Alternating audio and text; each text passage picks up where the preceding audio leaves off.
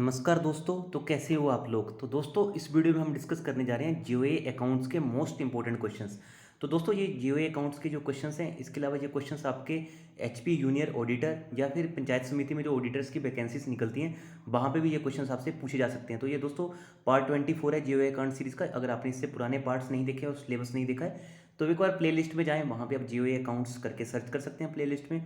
वहाँ पे आपको सारे वीडियोस मिल जाएंगे, सारे वीडियोस वहाँ पे अवेलेबल हैं। तो दोस्तों स्टार्ट करते हैं क्वेश्चन नंबर फर्स्ट से। तो दोस्तों जितने भी वीडियोस है बाइलिंगुअल हैं, स्क्रीन पे लिखी लैंग्वेज इंग्लिश है और मेरी एक्सप्लेनेशन दोनों भाषाओं में रहती है, हिंदी और इंग्लिश भाषा में। Question number first, Weller Wally relationship is applicable in which way.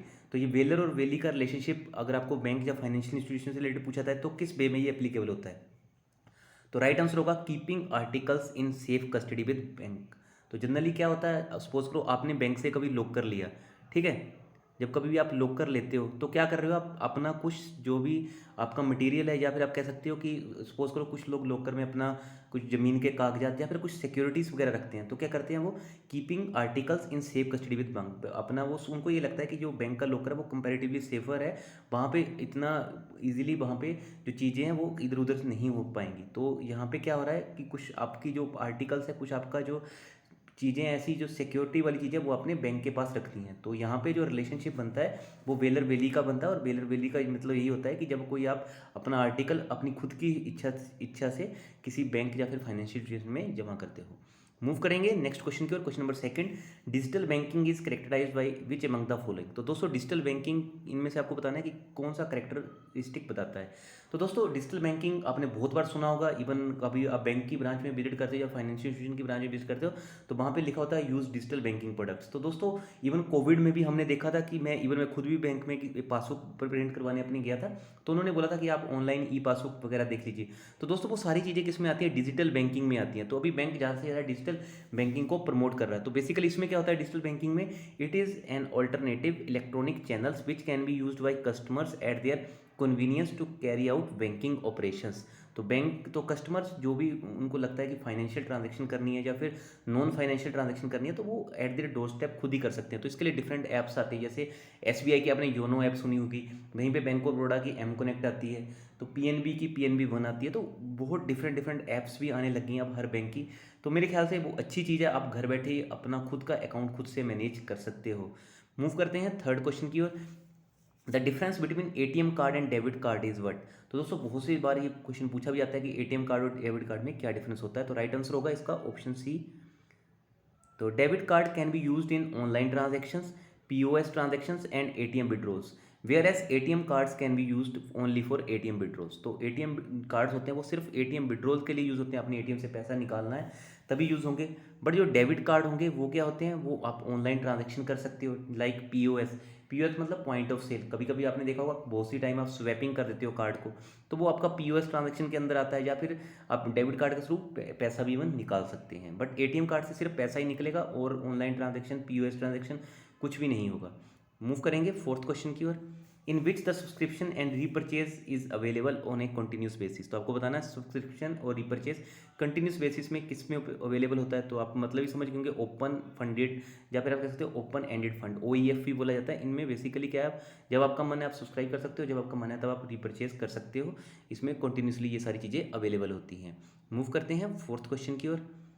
Credit risk does not take form of which among the following. तो इनमें से आपको बताना है क्रेडिट रिस्क कौन सा रिलेटेड नहीं है, मतलब क्रेडिट रिस्क किसके साथ रिलेटेड नहीं है। तो दोस्तों बैंक गारंटी, अब कोई बैंक है उसने किसी पर्सन की गारंटी ली कि हाँ कल को अगर इसने डिफॉल्ट किया तो bank will pay for that या financial institution will pay for that. तो इसमें क्या है, इसमें भी एक क्रेडिट रिस्क जनरेट हो गया।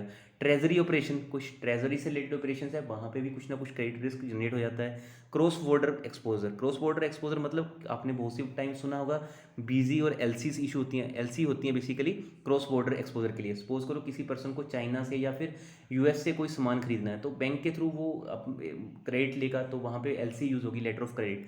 तो वो क्या हो गया, क्रॉस बॉर्डर एक्सपोजर। ये भी एक तरह का क्रेडिट रिस्क है बैंक के लिए। अगर सपोज करो कल को उस पर्सन ने पैसा नहीं भरा है जो उसने लोन लिया है एलसी की फॉर्म में, तो वहाँ पे भी प्रॉब्लम्स क्रिएट हो जाती हैं। तो इनमें से कौन सा नहीं है, तो है equity price change. Equity price change मतलब शेयर प्राइस का चेंज होना। तो कोई भी बैंक का अगर उसका शेयर प्राइस चेंज होता है तो उससे कोई क्रेडिट रिस्क का कोई लेना देना ही नहीं है दूर दूर तक। तो राइट आंसर है इसी का ऑप्शन डी।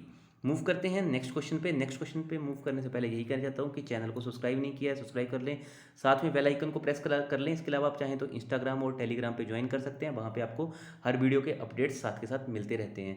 मूव करते हैं नेक्स्ट क्वेश्चन पे। A bank has acquired an immovable property but it has not been able to dispose it off within 7 year.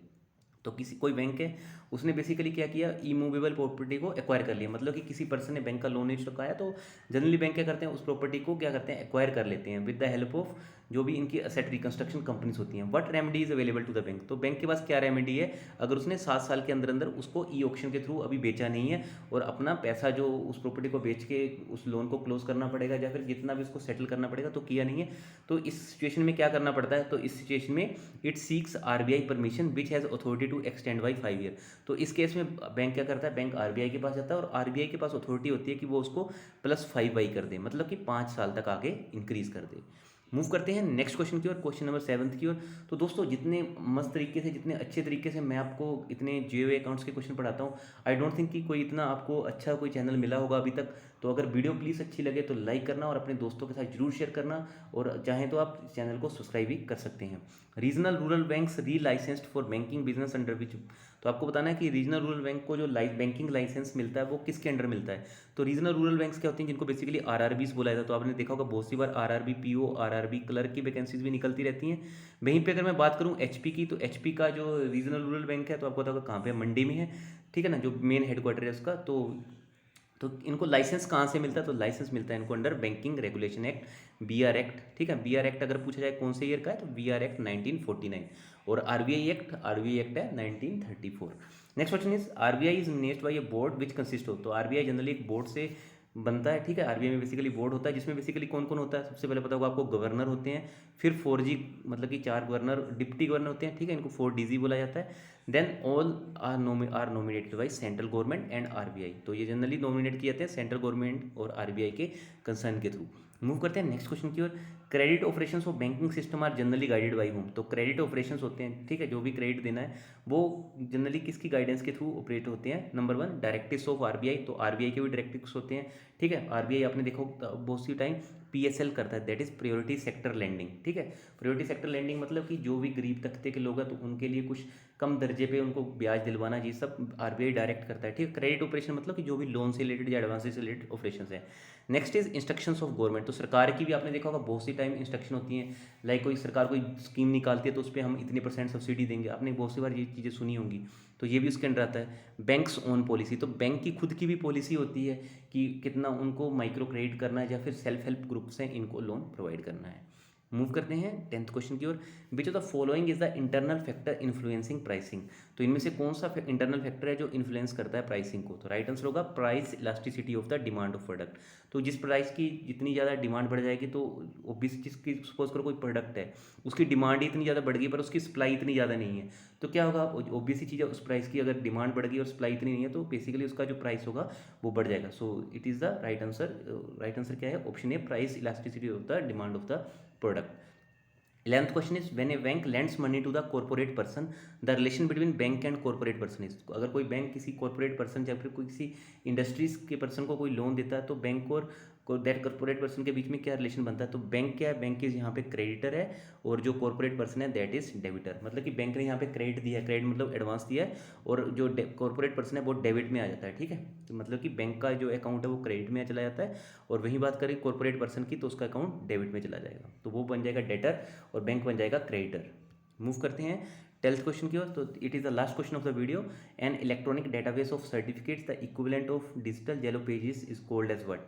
तो आपको बताना है एक इलेक्ट्रॉनिक डेटाबेस होता है सर्टिफिकेट का जो इक्विवेलेंट होता है डिजिटल येलो पेजेस के, इसको क्या कहा जाता है, इसको कहा जाता है बेसिकली रेपोजिटरी। रेपोजिटरी मतलब कुछ स्टोरेज आइटम, ठीक है, जो स्टोर कहाँ पे होगा, डेटाबेस में, इसलिए इसका ऑप्शन होगा राइट सी, रेपोजिटरी। इसको भी इंपॉर्टेंट मार्क कर लेना, बहुत से टाइम ये क्वेश्चन पूछा गया। तो दोस्तों इस वीडियो में इतना ही था। आई होप आपको वीडियो अच्छी लगी होगी, तो प्लीज़ लाइक करना, अपने दोस्तों के साथ शेयर करना।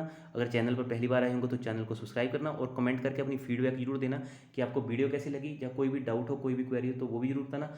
नेक्स्ट वीडियो से मैं ट्राई करूँगा और भी क्वेश्चंस इंक्लूड करने की। So thank you very much दोस्तों। नेक्स्ट बहुत जल्दी मिलते हैं नेक्स्ट वीडियो के साथ, और अगर आपको वीडियो के पीडीएफ्स चाहिए तो आप चाहें तो ज्वाइन बटन पर क्लिक कर सकते हैं।